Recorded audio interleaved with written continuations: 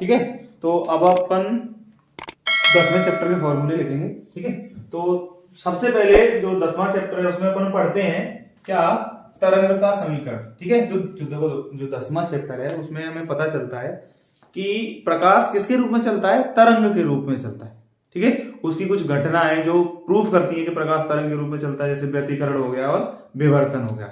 जो इससे पिछला वाला जो चैप्टर पढ़ा 9वां, उसमें प्रकाश काय के रूप में चल रहा था, कण के रूप में, मतलब किरण के रूप में चल रहा था। और वहां पे जो घटनाएं थी, जो प्रकाश का अपवर्तन था या जो परावर्तन था, वो क्या प्रदर्शित करता था कि प्रकाश कण के रूप में चलता है। ठीक है, तो आगे बढ़ते हैं। ये है अपना 10वां चैप्टर और इसके फॉर्मूले में सबसे पहले पढ़ते हैं अपन तरंग का समीकरण। ठीक है, तरंग का समीकरण। और तरंग का समीकरण क्या होता है, बाई बराबर ए साइन ओमेगा टी माइनस के एक्स। ओमेगा क्या है, कोणीय वेग, और के क्या है, तरंग संचरण नियतांक। ठीक है, अगर इसका दूसरा फॉर्म लिखे तो y बराबर ए साइन 2 पाई, ठीक है, टी बट्टे टी माइनस एक्स बट्टे लैम्डा। ठीक है, टी आवर्तकाल है और लैम्डा क्या है, तरंग दैर्घ्य है। ये मेरे दोनों फॉर्म हो गए तरंग के समीकरण के। कुछ भी नहीं किया मैंने, ओमेगा की जगह 2 पाई बट्टे टी रख दिया और के की जगह 2 पाई बट्टे लैम्डा रख दिया, तो 2 पाई बाहर आ गया तो ये नया फॉर्मूला मिल गया। क्वेश्चन में आता है, मतलब दोनों फॉर्म में दे रखेगा, हमें तुलना करके निकालनी पड़ती है वैल्यू। ठीक है, इसके बाद अपन इसमें पढ़ते हैं। ठीक है, तरंग का समीकरण में हो गया। इसके बाद अपन पढ़ते हैं तरंग का आयाम।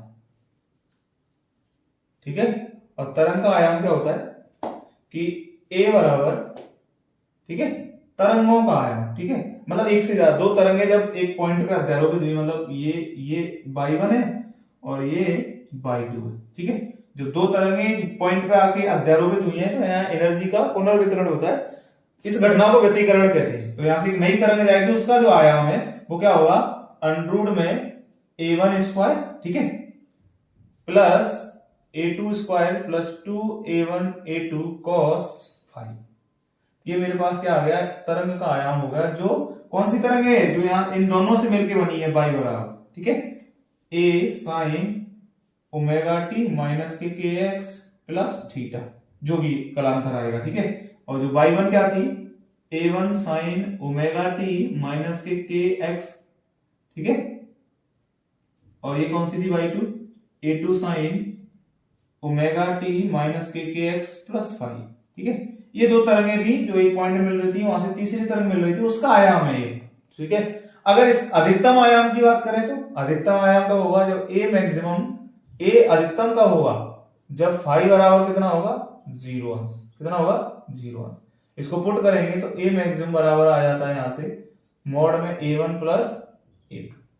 ठीक है, मॉड में a1 प्लस a2। ठीक है, और अगर हम न्यूनतम आयाम की बात करें तो न्यूनतम आयाम क्या होगा, जब a मिनिमम क्या होगा, जब फाई बराबर कितना होगा, 90। ठीक है, सॉरी कितना होगा, 180। ठीक है, तो 180 रखेंगे तो यहां माइनस साइन आ जाएगा, तो क्या आएगा, a मिनिमम बराबर a1 माइनस a2 मॉड। ठीक है, ये मेरे पास अधिकतम और न्यूनतम आयाम के सूत्र हो गए। ठीक है, इसके आगे अपन पढ़ते हैं क्या, तरंग की तीव्रता। ठीक है, और तरंग की तीव्रता का फॉर्मूला था I बराबर अंडूड में I1 प्लस अंडूड में I2 plus 2 अंडूड I1 I2 cos 5। ये हमारा तरंग की तीव्रता का फॉर्मूला निकल के आता है। ठीक है, तो वो ये निकलता कैसे, I प्रोपोर्शनल a स्क्वायर एक रिलेशन होता है। ठीक है, एक संबंध होता है, इस संबंध का उपयोग करके हम इस फॉर्मूला अपन निकालते हैं। और अगर हम अधिकतम तीव्रता की बात करूं, I मैक्सिमम, तो क्या होगा फॉर्मूला, अंडरूट में I1 प्लस अंडरूट में I2 का होल स्क्वायर।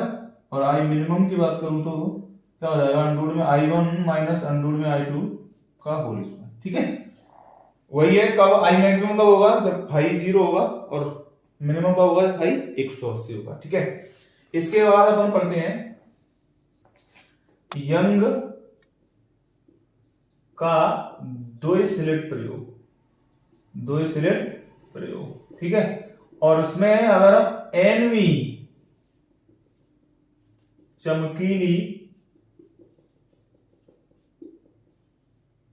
फ्रिंज की दूरी, ठीक है, एक्स एन बराबर क्या हो जाएगा, N D lambda upon D, ठीक है, एनवी चमकीली फ्रिंज की दूरी, और एनवी काली फ्रिंज की दूरी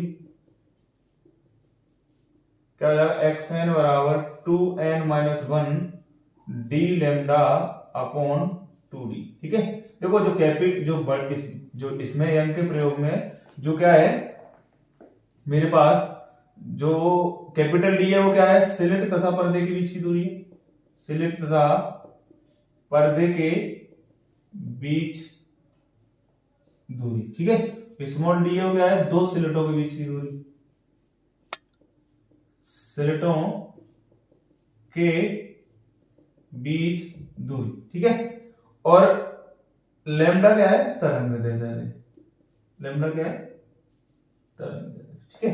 ये हो गया। अब इसमें केंद्रीय फ्रिंज की चौड़ाई, ठीक है, या हम क्या बात करें, फ्रिंज की चौड़ाई, फ्रिंज की चौड़ाई, और फ्रिंज की चौड़ाई का क्या होता है यंग के दो स्लिट प्रयोग में, बीटा बराबर डी लैम्डा अपॉन डी, ठीक है।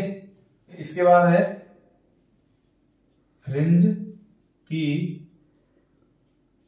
कोणीय चौड़ाई, ठीक है, थीटा बराबर लैम्डा बट्टे डी, ठीक है।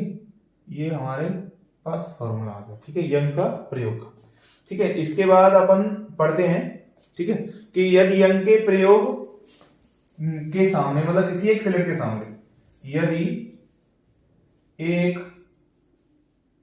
स्लिट के सामने टी मोटाई, ठीक है, की पट्टिका रख देंगे, पट्टिका रख दें, ठीक है, या पट्टिका रखने पर, ठीक है, फ्रिंज का विस्थापन, फ्रिंज का विस्थापन, ठीक है, तो जो निकल के आता है एक्स बराबर टी म्यू -1, ठीक है, डी बट्टे डी, ये विस्थापन का सूत्र आ जाता है, ठीक है। ये नोट कर लो, ठीक है, बाकी आगे बढ़ते हैं, ठीक है। अब पढ़ेंगे अपन क्या, अगला आगे एकल स्लिट, ठीक है, एकल स्लिट विवर्तन, ठीक है, एकल स्लिट विवर्तन, ठीक है। एकल स्लिट विवर्तन में सभी निम्नलिखितों के लिए, क्या, सभी निम्नलिखितों के लिए, सभी निम्नलिखितों के लिए, ठीक है, तो सूत्र होता है डी साइन थीटा बराबर N lambda plus minus N lambda, ठीक है, जहां एन बराबर का, जहां एन बराबर 1 2 3 डॉट डॉट, ठीक है, और एनवे उच्चिष्ट के लिए, ठीक है, क्या हो जाएगा, डी साइन थीटा बराबर, ठीक है, क्या हो जाएगा 2n+1, ठीक है, 2n+1 लैम्डा बाई 2, ठीक है, क्या हो जाएगा 2n+1 लैम्डा बाई 2, जहां n बराबर 1 2 3 डॉट डॉट डॉट, ठीक है। देखो d क्या है, यहां पे d क्या है, स्लिट के बीच की दूरी है, जो सिंगल से जो स्लिट है, स्लिट के बीच की दूरी, ठीक है, और थीटा हमारे क्या है, कोण, ठीक है। तो ये n उसका हो गया। अब इसके आगे पढ़ते हैं केंद्रीय उच्चिष्ट की कोणीय चौड़ाई, केंद्रीय उच्चिष्ट की कोणीय चौड़ाई, और केंद्रीय उच्चिष्ट की कोणीय चौड़ाई का फॉर्मूला होता है 2 थीटा बराबर 2 लैम्डा अपॉन डी, ठीक है। इसके बाद है क्या, विभेदन सीमा, दूरदर्शी की विभेदन सीमा, दूरदर्शी की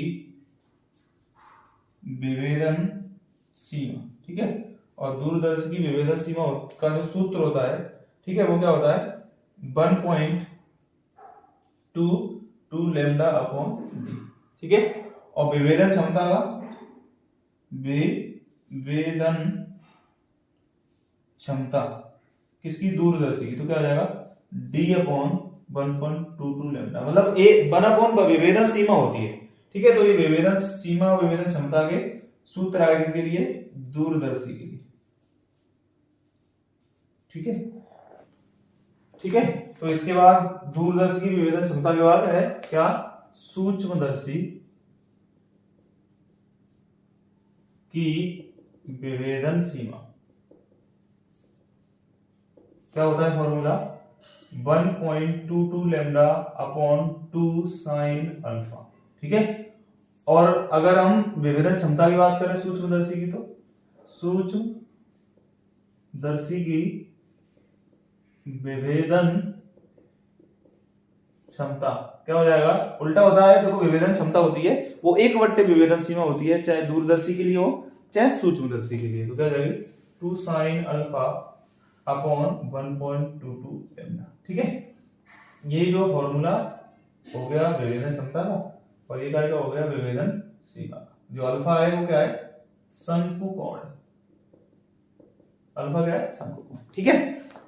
तो ये मेरे जो 10वां चैप्टर उसके फॉर्मूले कंप्लीट हो गए, ठीक है, नोट कर लो।